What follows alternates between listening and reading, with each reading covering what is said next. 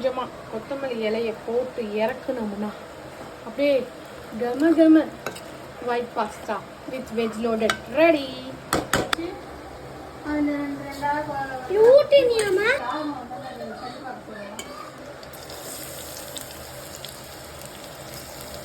Fresh cream போட்டு இறக்கணும்னா pasta veggies biscuit fresh cream.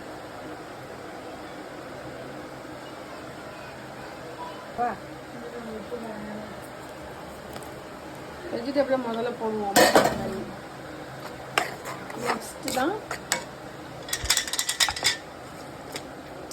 Pasta இப்படி தான் தனித்தனியாக இருக்கணும். உப்பு போட்டு எண்ணெய் போட்டு வேக வச்சா தனித்தனியாக ஆகிடும்.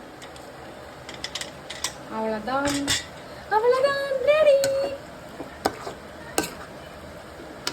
White pasta.